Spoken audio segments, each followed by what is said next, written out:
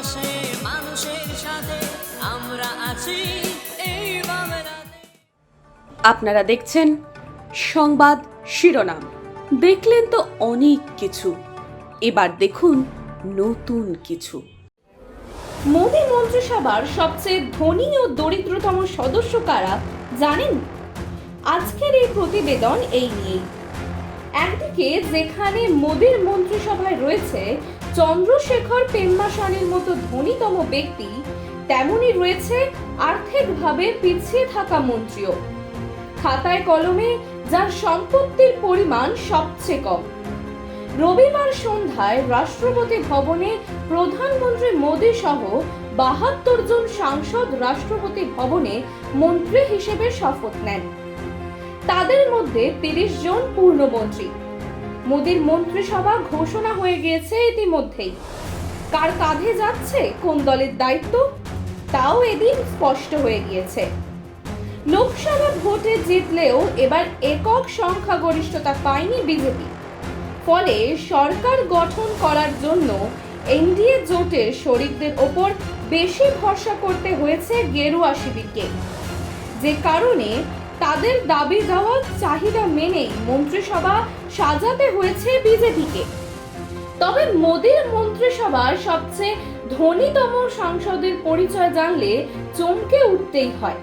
না, তিনি অবশ্য সরাসরি বিজেপির সদস্য নন, বরং এনডিএ জোটের শরিক দলের সদস্য তিনি।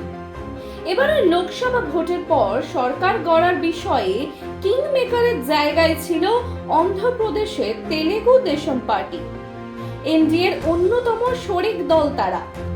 এবারের লোকসভা নির্বাচনে ১৬টি আসন পেয়েছে চন্দ্রবাবু নাইডুর দল। একগুচ্ছ মন্ত্রিত্ব ও পদের দাবি জানিয়ে রেখেছিল তারা।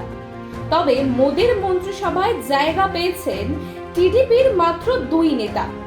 রবিবার মন্ত্রী হিসেবে শপথ নেন অন্ধ্রপ্রদেশের টিডিপির ২ সাংসদ, একজন পূর্ণমন্ত্রী এবং একজন প্রতিমন্ত্রী।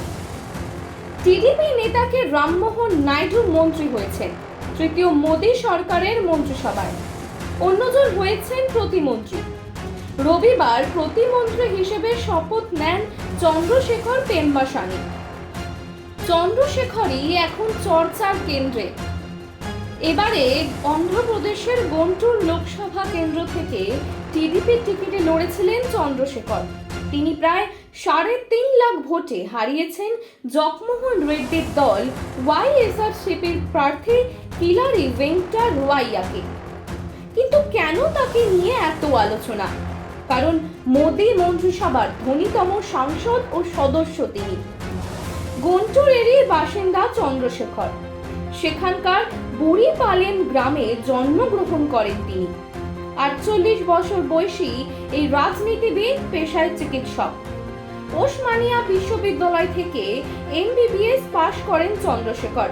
তারপর তিনি পাড়ি দেন বিদেশে। আমেরিকাতে থাকতেই সক্রিয়ভাবে রাজনীতিতে যুক্ত হয় চন্দ্রশেখর।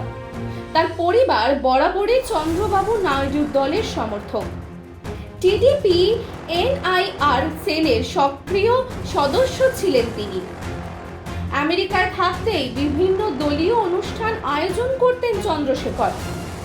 ২০২০ সালে আমেরিকায় থাকাকালীন তরুণ উদ্যোক্তা হিসেবে পুরস্কারও জেতেন তিনি। আর্মস অ্যান্ড ইয়ং অ্যাওয়ার্ডসও পান তিনি। এছাড়াও পেন্নাসানি ফাউন্ডেশন নামে একটি সংস্থার প্রতিষ্ঠা করেন চন্দ্রশেখর, যারা বিভিন্ন স্বাস্থ্য শিবির আয়োজন করে থাকে। শুধু তাই নয়, বিভিন্ন গ্রামে গ্রামে পানীয় জল সরবরাহ করে থাকে তারা। ২০১৪ সাল থেকে গুন্টুর লোকসভা কেন্দ্রের সাংসদ পদে ছিলেন জয় গাল্লা। তবে চলতি বছরের জানুয়ারি মাসে আচমকাই রাজনীতি ছাড়েন তিনি। তার ছেড়ে যাওয়া আসনে টিডিপি প্রার্থী করে চন্দ্রশেখরকে এবং সেই আসন থেকেই জিতেও যান চন্দ্রশেখর। বর্তমানে তার সম্পত্তির পরিমাণ ৫,৭০০ কোটি টাকা।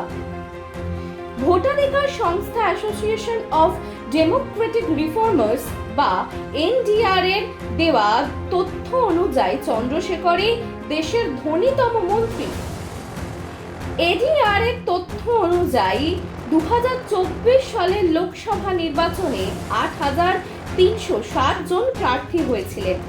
তাদের মধ্যে সবচেয়ে বেশি সম্পত্তি রয়েছে চন্দ্রশেখরেরই। শুধু নিজের সম্পত্তি না, পারিবারিক সম্পত্তিও কম নয় চন্দ্রশেখরের। আর তার আর্থিকভাবে এগিয়ে থাকার নেপথ্যে আসলে রয়েছে সেটাই বলে দাবি একাংশের। একদিকে যেখানে মোদির মন্ত্রিসভায় রয়েছে চন্দ্রশেখর পেম্মাসানির মতো ধনী ব্যক্তি, তেমনি রয়েছে আর্থিকভাবে পিছিয়ে থাকা মন্ত্রীও, খাতায় কলমে যার সম্পত্তির পরিমাণ সবচেয়ে কম। তবে তিনিও কিন্তু সরাসরি বিজেপি শিবিরের নয়, আর্থিকভাবে দুর্বলতম সদস্যটিও রয়েছে এনডিএ শিবিরে। এবং মোদির তৃতীয় জামানার মন্ত্রিসভায় জায়গা মন্ত্রীও হয়েছেন তিনি বিহারের হিন্দুস্তানি আওয়াম মোর্চার প্রেসিডেন্ট জিতন রাম মাঝি। তার মোট সম্পত্তির পরিমাণই নাকি 30,000। ক্ষুদ্র, মাঝারি ও কুটির শিল্প মন্ত্রকে দায়িত্ব পেয়েছেন তিনি। তারপরে গরিব সাংসদদের মধ্যে রয়েছে তেলেঙ্গানার বিজেপি সাংসদ বান্দি সঞ্জয় কুমার, উত্তরাখণ্ডের বিজেপি সাংসদ অজয় তামতা, পশ্চিমবঙ্গের বিজেপি সভাপতি ও সাংসদ সুকান্ত মজুমদার ও অসমের বিজেপি সাংসদ পবিত্র মার্গেরিটা। এদের সকলের মোট সম্পত্তির পরিমাণ 1 থেকে 1.5 লক্ষের মধ্যে। অন্তত ভোটের আগে দেয়া হলফনামায় তো এমনটাই জানিয়েছেন তারা। মানুষের পাশে মানুষের সাথে আমরা আছি এই বাংলাতে। আপনারা দেখছেন সংবাদ শিরোনাম। দেখলেন তো অনেক কিছু, এবার দেখুন নতুন কিছু।